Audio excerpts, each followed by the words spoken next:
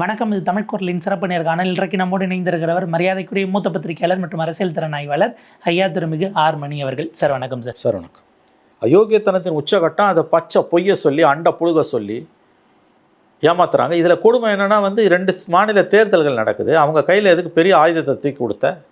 இந்த மோடி அமித்ஷாவை பற்றி சொல்லும் பொழுது அவங்களுடைய பர்சனாலிட்டி ட்ரைட், அவங்களுடைய பொலிட்டிக்ஸை சொல்லும்போது எதிரிகள் கையில் இருக்கிற ஆயுதத்தை பிடிக்குவாங்க. இதில் நியூட்ரலைஸ் பண்ணுறதுல அவங்க எக்ஸ்பர்ட்ஸ்னு இந்த முறை அவங்களுக்கான மோஸ்ட் டெட்லி வெப்பனை எடுத்து கொடுத்துருக்காங்க. One more weapon you hand over to Stalin.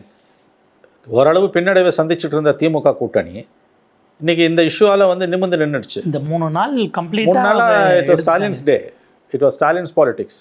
It's going to be Stalin's election. அழகாக அவர் கையில் எடுத்துக்கிட்டார். அதை ஆக்சுவலாக அவர் செட் பண்ண தமிழ்நாடு விசஸ் டெல்லி நெரேட்டிவை உடக்கே நீங்கள் அட்டெம்ப்ட் எடுத்துருக்கணும். நீங்கள் அதை ஸ்ட்ரென்தன் பண்ணிட்டீங்க. திரும்ப எடப்பாடி பழனிசாமி அவர்களை நிற்க வச்சு அவர் தான் சீஃப் மினிஸ்டர் கேண்டிடேட்னு சொல்லி அவருக்கு மற்ற விஷயங்களை சப்போர்ட் பண்ணி கொடுத்துருந்தா ஸ்ட்ராட்டஜிக்கலி கரெக்டாக இருக்கும். நீங்கள் what purpose you have achieved? Delimitation வரதுக்கு முந்தின நாள் பிரதமரோட நாகர்கோயிலில் ரோட் ஷோ எடப்பாடி பழனிசாமி அவர்களை ஏற்றிட்டு போகிறீங்க. அவங்க டீலிமிட்டேஷன் சம்மந்தமான இஷ்யூஸ்க்கு நாங்கள் பார்ட்டியாக ரெப்ரசன்ட் பண்ண முடியாது ஓப்பன் ஃபோரம் டிபேட்டுக்குங்கிறாங்க. அப்போ ஏடிஎம்கே இதை சொல்லவும் முடியாமல் மெல்லவும் முடியாத ஒரு நிலையில் கொண்டு போய் நிப்பாட்டி இருக்கிறீங்களா கேள்வி வருது. ஏங்க இந்த முட்டாள்தனத்தை புரிஞ்சுக்கவே முடியல. அப்படி சரி, ஏதோ ஒரு குருட்டு புத்தியில் நீங்கள் பண்ணுறீங்க.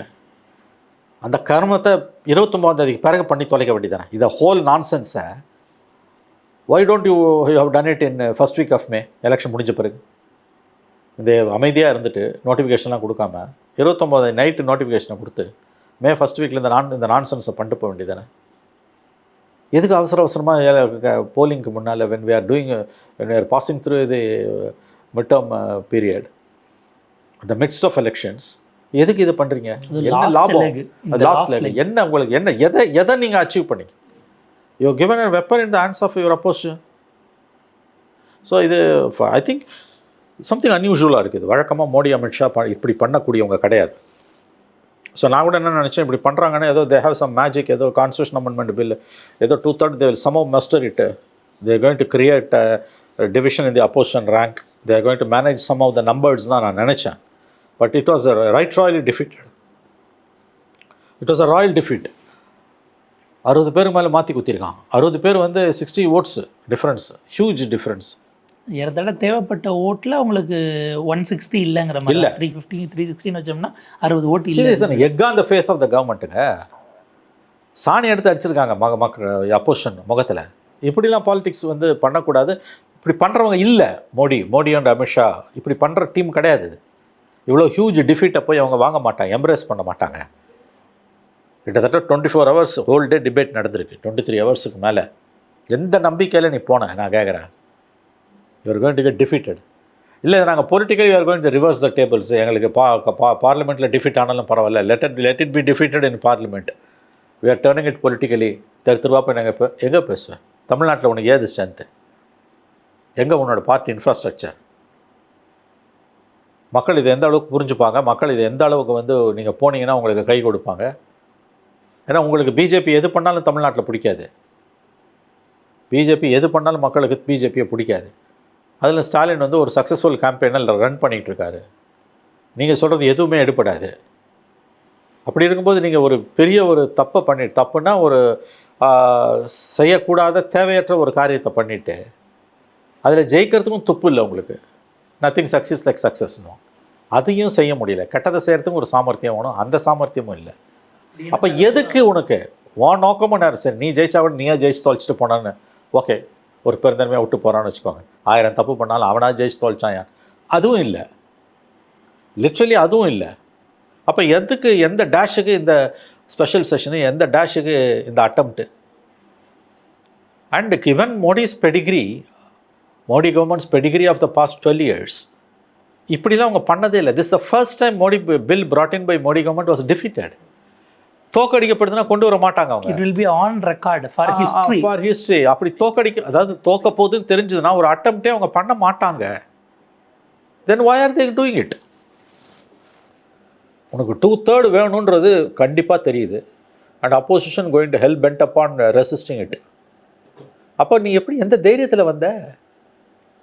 எப்படி குட்டிக்கரணம் போட்டு பார்த்தாலும் உனக்கு 40 சீட்டு குறையாமல் அடி வாங்கும் ஒரு 2/3 மெஜாரிட்டிக்கு. சரி, டிஎம்சியோட 7 எம்பிஸோட அப்சன்ஷன்லாம் பார்க்கும்போது ஏதோ விளையாடி இருக்காங்க இவங்க. Something has happen. இல்லாட்டி இந்த குரூஷியல் பில்லில் வந்து 7 பேர் எப்படி வந்து அப்சென்ட் ஆவாங்க? Mamata should suspend all her 7 MPs. She should ask for explanation. எப்படி அவன் அப்சென்ட் ஆவான் 7 பேர்? அதில் என்னன்னா அபிஷேக் பானர்ஜி மட்டும் அவங்க கேட்க மாட்டாங்க மேபி, பட் மற்றவங்க 7 MPs எப்படிங்க அப்சென்ட் ஆனா? லோக்சபா MPs எப்படி அப்சென்ட் ஆனா? அட்லீஸ்ட் அப்போசிஷன் ரேங்க்ஸ்குள்ளேயாச்சும் நீங்கள் அதை எக்ஸ்பிளைன் பண்ண வேண்டிய தேவை இருக்கும். ஏன்னா ஆப்சென்ட் ஆனது நீங்கள் அப்படின்னும் போது அவங்களது ஒரு 7, காங்கிரஸ் 2, இன்னும் யாரோ. காங்கிரஸ் கர்மம் பிடிச்ச கட்சிங்க அது. அதில் என்ன வேணால் நடக்கும். காங்கிரஸ் பிரைம் மினிஸ்டருக்கு எதிராகவே நோ கான்ஃபிடன்ஸ் கொண்டு வந்து அதுலேயும் 2 பேர் அப்சென்ட் ஆகும். அது அந்த மாதிரியான கட்சி. அது ரூலிங் பார்ட்டிக்கு என்ன, டிஎம்சிக்கு என்ன கேடு வந்தது? எஸ்பெஷலி நீங்கள் சிஇசி மேலே கொண்டு வரணும்னு நினச்ச மோஷனுக்கு எல்லாரும் சேர்ந்து சப்போர்ட் பண்ணியிருக்கிற சூழ்நிலை. This is against government. நாளைக்கு உங்களுக்கும் இதனால் இம்பேக்ட் இருக்கும் அப்படிங்கிறாங்க. இந்த 42 இன்னைக்கு நீங்கள் 3rd லார்ஜஸ்ட் ஸ்டேட்டாக இருந்தாலும் 2011 சென்சஸோ இல்லை அடுத்து வைக்கிறத வச்சு அது குறையுங்கிறது அப்படி தானே நிற்கிது. அப்போ எப்படி நீங்கள் பெங்காலுக்காக நீங்கள் பெங்கால் ப்ரைடுக்காக நிற்கிறவங்கன்னா நீங்கள் எல்லாம் முன்னாடி வந்து நின்று 100% அந்த end result of what is Modi government's motive in attempting these 3 constitution amendment bills? 2 நாள் மேரத்தான் டிஸ்கஷன் நடந்து இட் வாஸ் காட் டிஃபீட்டட்னா உண்மையிலே புரிஞ்சுக்க முடியல. What went wrong with Amit Shah and Modi? ஏன்னா அவங்க பெடிகிரியை பார்த்தா இதை செய்கிறவங்க இல்லை. அவங்க இப்படிப்பட்ட காரியத்தை அவங்க செய்ய மாட்டாங்க. For them success is everything. நான் அவங்க ஆங்கிளில் இந்த when I look it from there shoes, இது டிஃபீட் ஆக போகுதுன்னு தெரிஞ்சு சத்தியமாக செய்ய மாட்டாங்க. தென் why they have done it? புரிஞ்சுக்க முடியல. ஏன்னா இதில் கொஞ்சம் நிமிஷத்தில் வழக்கமாக ராகுல் காந்தி பேசின பிறகு பிரதமர் பேசுவார். இதில் முந்தின நாளே பிரதமர் பேசினார். ராகுல் காந்தி பேசி எல்ஓபிக்கு அமித்ஷா அவர்கள் பதில் சொல்வதாகத்தான் அது அமைந்தது. ஏன்னா அதில் ஒரு பில் அவரே பாஸ் பண்ணுறார், அவர் தான் மூவ் பண்ணுறாரு. யூனியன் டெரிட்டரிஸ்க்கான அந்த பில் மூவ் பண்ணுவதாக இருந்தது. அமித்ஷா பண்ணதுனால ஒரு வேளை ஸ்ட்ரக்சர் மாற்றிருந்திருக்கலாம். இவங்களால சக்ஸஸ்ஃபுல்லாக டிஎம்கே உள்ளிட்ட இல்லை சமாஜ்வாதி மற்றவர்கள் இவங்கெல்லாம் விமனுக்கு எதிரானவர்கள் என்பதும் காங்கிரஸ் இஸ் ஆன்டி நார்த் என்கிற நரேட்டிவை இதுக்கப்புறம் பில்டு பண்ண முடியுமா? அடுத்த எலெக்ஷன் எங்கேயோ இருக்குல்ல. அது என்னமோ எனக்கு தெரியலங்க. இது anti Congress, anti women, anti நார்த்ன்றது. இப்போ யூபி எலெக்ஷன் வந்து 27 February, 1 year இருக்கு. நீங்கள் சொன்ன மாதிரி 10 months இருக்குது. 10 months வரைக்கும் இந்த இஷ்யூவை வந்து இவங்களால் அலைவாக வைக்க முடியுமா? அங்கே இப்போ இது லேபர்ஸ் ப்ரொட்டஸ்ட் எக்கச்சக்கமாக போயிட்டுருக்குது. அங்கே ஏகப்பட்ட இஷ்யூஸ் இருக்குது. 10 monthsன்றது இஸ் அ லாங் பீரியடு. அதுக்காகவா இதை பண்ணுவாங்க? அதுக்காகலாம் இதை பண்ணுறதுக்கு வாய்ப்பே கிடையாது. யூபி எலெக்ஷனுக்காக இதை பண்ணுறாங்க. இதை வந்து பிஜேபி இதை பண்ணுறதோட நோக்கம் வந்து டீலிமிட்டேஷன்லாம் அடி வாங்குதுன்றதுனால வந்து அப்போசிஷன் இதை டிஃபீட் பண்ணும். ஆனால் நம்ம வந்து இதை பெண்களுக்கு எதிரானவர்கள் அப்போசிஷனை கொண்டு போயிடலாம், ஜெயிச்சிடலாம். வாய்ப்பே கிடையாது. அந்த மாதிரி எந்த அவேர்னஸும் இல்லாத ஸ்டேட் வந்து உத்தரப்பிரதேசம்.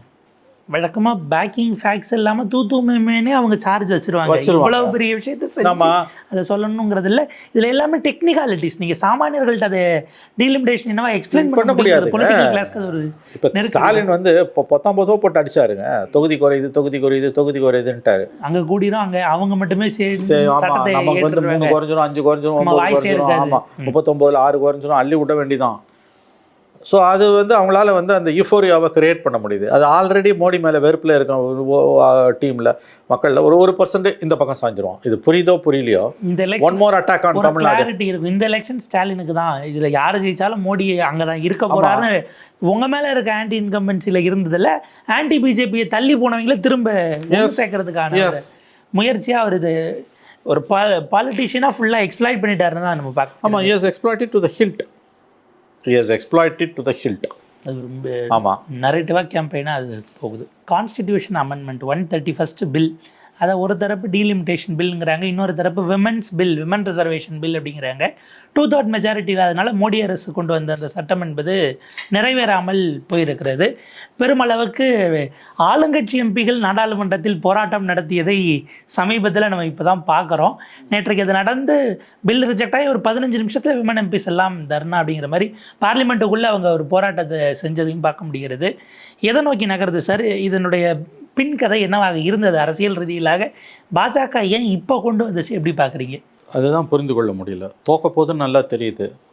ஏன்னா 2/3 மெஜாரிட்டி இல்லைன்னா உங்களால் பாஸ் பண்ண முடியாது. 60 சீட்டு வந்து குறையுது. 67 சீட்டு வந்து 2/3 மெஜாரிட்டிக்கு குறையுது. ப்ரெசண்ட்டான உறுப்பினர்களில் 528 வந்து 298 தான் வந்திருக்குது. அதில் 352 வந்திருக்கணும் அவங்களுக்கு. அப்போ இது எதிர்பார்க்கப்பட்ட சினாரியோ இது. நீங்கள் வந்து இந்தியா கூட்டணியில் இருக்கவங்களில் சில பேரை ஆப்சண்ட் பண்ண வச்சாலும், அல்லது இந்தியா கூட்டணி என்டிஏல இல்லாத நாயுடு இவங்க ஜெகன் ரெட்டி மாதிரியான அவங்களெல்லாம் கணக்கில் எடுத்தால் கூட வந்து ஸ்டில் உங்களுக்கு 60 சீட்ஸ் குறையுது. 60 சீட்டெல்லாம் குறையும் போது கான்ஸ்டியூஷன் அமெண்ட்மெண்ட் பில்லை வந்து பாஸ் பண்ண முடியாதுன்றது எல்லாருக்குமே நல்லாவே தெரியும். தில்லாலங்கடி வேலை பண்ணி கூட பாஸ் பண்ண முடியாது. அப்படி இருக்கும்போது எதற்காக இதை வந்து மோடி கவர்மெண்ட் பண்ணிச்சு, வை தே ஹவ் டன் இட்? அதுவும் இன்றைக்கி 2 மாநில தேர்தல்கள் நடந்து கொண்டு குரூஷியல் ஸ்டேட்ஸ் தமிழ்நாடு பெங்கால் நடந்துகிட்டு இருக்கும்போது அதை இவர்கள் வந்து ரொம்ப சாதுரியமாக வந்து தங்களுக்கு சாதகமாக பயன்படுத்தி கொள்வார்கள் என்ற புரிதல் இருந்தும் மோடி கவர்மெண்ட் ஏன் வந்து இந்த அட்டம்ப்ட் பண்ணாங்க? இப்போ ஸ்டாலின் வந்து அதை எப்படி பயன்படுத்திக்கிட்டாருன்றது நம்ம பார்க்குறோம். மம்தா பானர்ஜியை விட ஸ்டாலின் ரொம்ப தீர்க்கமாக அதை பயன்படுத்திக்கிட்டார், சாதுரியமாக தந்திரமாக பயன்படுத்திக்கிட்டார். கருப்பு கொடி ஏற்றுனது, கொளுத்துனது, ஜெயிச்சோடனே வெள்ளை சட்டை போட்டு வந்து பட்டாசு கொளுத்துனது, இதெல்லாம் வந்து அரசியல் ரீதியாக அவர் பயன்படுத்திக்கிட்டார். இது திமுக கூட்டணிக்கு தமிழ்நாட்டில் அட்லீஸ்ட் 1% ஓட்டையாவது கூட்டியிருக்கும். ஏற்கனவே பலவீனமாக பின்னடைவை சந்தித்து கொண்டிருக்கக்கூடிய என்டிஏ தமிழ்நாட்டில் திமுகவுக்கு எதுக்கு வந்து கூடுதல் வாய்ப்புகளை கொடுத்தது என்பது புரிந்து கொள்ள முடியாத புதிராக இருக்கிறது. இதை தான் அவங்க நோக்கம். இந்த கர்மத்தை பண்ணி தொலைக்கிறனா 29 எலெக்ஷன் முடிஞ்சு 30 பண்ணியிருக்கலாம். அல்லது மே முதல் வாரத்தில் வந்து நீங்கள் எலெக்ஷன் 29 முடிஞ்ச உடனே நீங்கள் வந்து பார்லிமெண்ட் ஸ்பெஷல் செஷனை கூட்டியிருக்கலாம். ஏன் இதை பண்ணுறீங்க? தோக்க போகுதுன்னு தெரிஞ்சும், அதான் ஒன்று தோக்க போகுதுன்னு தெரிஞ்சும் கொண்டு வந்தேன். ரெண்டாவது இதை வந்து எதிர்க்கட்சிகள் குறிப்பாக திமுக தங்களுக்கு சாதகமாக பயன்படுத்திப்பாங்க அப்படின்றது தெரிஞ்சும் ஏன் பண்ணாங்க? தலையில் ஏன் மண்ணள்ளி போட்டுக்குச்சு என்டிஏன்னு புரியல. இப்போ பெங்காலில் கூட பார்த்தீங்கன்னா இன்ட்ரெஸ்டிங்லி வந்து 7 எம்பிஸ் வந்து ஆப்ஸ்டன் ஆகிருக்காங்க. அது ரொம்ப ஆச்சரியமாக இருக்குது. அப்போ மம்தா பானர்ஜியோட நோக்கம் என்ன? அவங்க கட்சியில் இருக்க எம்பிஸ்க்கு வந்து ஃப்ரீ ஹேண்டு கொடுத்துட்டாங்களா? ஏன்னா இதில் அவங்க தொகுதியும் அடி வாங்க போகுது. ஏன்னா அபிஷேக் பானர்ஜி எனக்கு புரியுது, அவர் ஃபுல்லாக ட்ராவலில் இருக்கார். பார்ட்டியோ இல்லை மம்தா பானர்ஜியோ ஸ்டாலின் அது நாள் முழுக்க அதுக்கு ரியாக்ட் பண்ணார். பில்லு தோக்கடிக்கப்பட்ட பிறகு ரெஸ்பாண்ட் பண்ணார்ல. Mamata was too late. அவங்க கேம்பெயின் ரிலேட்டட் ஒர்க்ஸை தான் சோஷியல் மீடியாவில் போஸ்ட் பண்ணாங்களே தவிர ரியாக்ட் பண்ணது கூட எப்படி வேணா பண்ணிட்டோம். 7 எம்பிஸ் மம்தா பானர்ஜியோட 7 எம்பிஸ் எப்படி வந்து அவங்க வந்து அப்ஸ்டெயின் ஆக முடியும்? இது புரிந்து கொள்ள முடியாத புதிராக இருக்குது. ஏன்னா அதில் நிறைய பெண் எம்பிக்களும் இருக்காங்க அதில் அவங்கக்கிட்ட. ஸோ எப்படி அவங்க மம்தா பானர்ஜியோட கட்சியிலேருந்து 7 எம்பிஸ், ஒருத்தர் 2 பேரில் 7 எம்பிஸ் வந்து எப்படி பாய்காட் பண்ணாங்க, அப்ஸ்டைன் ஆனாங்கன்னு புரிஞ்சுக்கல. வரவே இல்லையாங்கிறதும் தெரியல. சபைக்கு வரலைங்க. 7 பேர் சபைக்கு வரல. ஒருத்தருக்கு 2 பேருக்கு உடம்பு சரியில்லை, 7 பேருக்குமே உடம்பு சரியில்லாமல் இருக்கும். ஆகவே இது அப்போ ஏதோ ஒரு கால்குலேஷனில் மோடி கவர்மெண்ட் பண்ணியிருக்குது, நம்ம கொண்டு வந்துடலான்னு. அது பேக் ஃபேர் ஆகிட்டு இருக்கா இன்னும் தெரியல.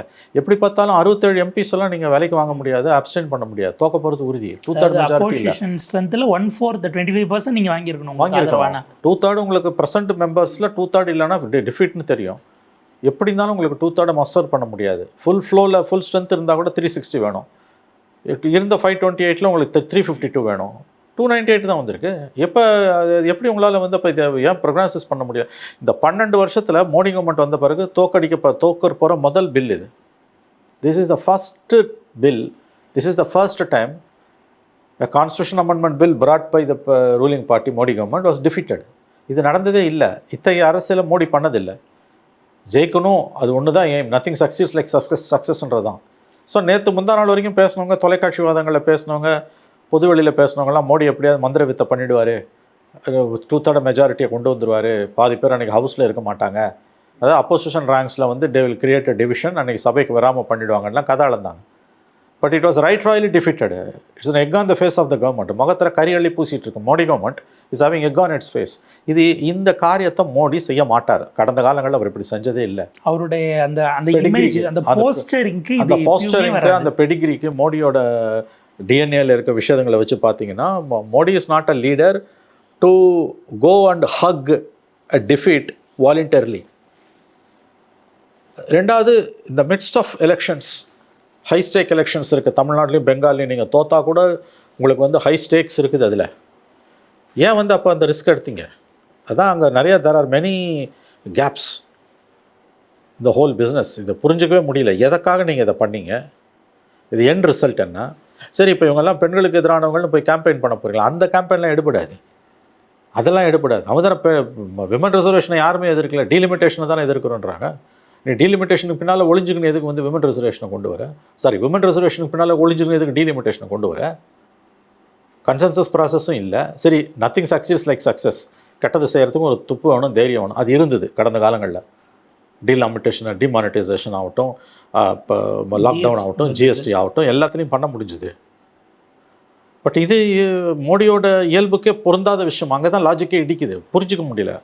when you know pretty well that is going to get defeated, then why did you proceed with the whole exercise and end up with tons and tons of egg on your face? அந்த இடத்துல புரிஞ்சிக்கவே முடியல. இதில் அவங்க ஒரு சபையை இது பண்ணி மற்ற 2 பில்ஸை வித்ட்ரா பண்ணிடுறாங்க. 15 மினிட்ஸ்க்குள்ளே பிளக்கார்ட்ஸோட விமன் எம்பிஸ் ப்ரொடெஸ்ட் அது எதிர்பார்த்துருக்காங்க. அது எனக்கு ஒன்றும் ஆச்சரியம் இல்லை. காலையிலே டைம்ஸ் ஆஃப் இந்தியாவில் போட்டான், நேற்று காலையில் பேப்பரில் bill is likely to be defeated. அப்போ உங்களுக்கு இப்போ எல்லாமே கொரியோகிராஃப்டு. நான் சொல்கிறது வந்து இது என்ன, இது what is this, what is the purpose, what is the purpose? If the purpose is not passing the bill, then it should have other street political gains. ஏன்னா ஒவ்வொருத்தர் வீட்டு முன்னாலையும் போய் நீங்கள் வந்து ஆர்ப்பாட்டம் பண்ண போகிறீங்களா? இப்போ ஏன் நீங்கள் சொன்னீங்க, இப்போ பிஜேபி மகிழா எம்பிஸ் வந்து இந்தியா பிளாக் லீடர்ஸ் வீட்டு முன்னாலாம் ஆர்ப்பாட்டமா? அதெல்லாம் ஒன்றும் நடக்காது. அதெல்லாம் தூக்கி போலீஸை வச்சு தர இழுத்து போட்டுருவோம். இப்போ ஸ்டாலின் வீட்டு முன்னால் போய் ஆர்ப்பாட்டம் பண்ணுறீங்களா? முன்னாடி ஏபிபி ஏற்கனவே ஒரு முறை பண்ணானா? அதெல்லாம் பண்ண முடியாது. நீங்கள் அதெல்லாம் பண்ண முடியாது, தோற்று போச்சு. நீங்கள் நல்லா நாடகம் ஆடுறீங்க. உங்கள் நோக்கம் வந்து 1/3 ரிசர்வேஷன் தானா? அதை நீ இப்போ இருக்க பார்லிமெண்ட்டில் பண்ணு தானே யாரை கேட்குறாங்க? 2023 பாஸ் ஆனதை நீங்கள் 24 கொண்டு வந்திருக்கலாமே. நீ இப்போ பண்ண சரி, அதுவாது 6 மாதம் இந்த 23 டிசம்பர் தான். இப்போ நீ இப்போ எக்ஸிஸ்டிங் பார்லிமெண்ட்லேயே நீ 181 கொடுத்துட்டு போ. நாளைக்கு அது இன்க்ரீஸ் ஆகும்போது ப்ரொபோர்ஷனேட்டாக இன்க்ரீஸ் ஆக போகுது. அதில் என்னென்னா அந்த பில் 2023 கொண்டு வந்தால் அவங்களே அதில் ஒரு இது வச்சுருக்காங்க. இந்த after the commencement of this bill the first census taken after the commencement. அப்புறம் அந்த பில்லில் அது இருக்குல்ல தெளிவா. அப்புறம் நான் வந்து பேக் ட்ராக் பண்ணி 2011 சென்சஸ்க்கு எப்படி நீ போவேன்? ஒன்று அதில் அமெண்ட் பண்ணி இன்னும் உங்களால் கொடுக்க முடியும். அந்த பில், அந்த அமெண்ட்மெண்ட் இருக்குல்ல, 2023 ஆக்ட் இருக்குல்ல, நாரி சக்தி பில், அது ஆக்டாக மாறி இருக்கு. அந்த ஆக்டில் நீ வந்து அமெண்ட்மெண்ட் கொண்டு வா. அதை கொண்டு வந்தால் நாங்கள் ஆதரிக்கிறோன்னு நேற்றுக்கு எல்லாம் அதையும் தொட மாட்டேன்றல. இந்த கவர்மெண்ட்டுக்கு உண்மையிலேயே 1/3 இம்ப்ளிமெண்ட் பண்ணுறதுல மோடி கவர்மெண்ட்டுக்கு விருப்பம் கிடையாது. ஆங்கிலத்தில் சொல்லுவாங்க, they want the cake and eat it too.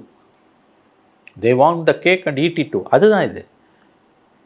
உனக்கு உண்மையிலேயே அக்கறை இருந்தனா நீ வந்து 2011 இது எக்ஸிஸ்டிங் பார்லிமெண்ட்டில் 543 இருக்குது, அதில் கொண்டு வந்துட்டு போ. யாருமே அப்போஸ் பண்ணல. நாளைக்கு அது ப்ரொபோர்ஷனேட்டாக வந்து உனக்கு வந்து டீலிமிட்டேஷன் வந்து பண்ணும்போது அப்போ 850 ஆகுனா அப்போ ஆட்டோமேட்டிக்காக அது 1/3 ஆக போகுது. 850ல் 1/3 ஆக போகுது.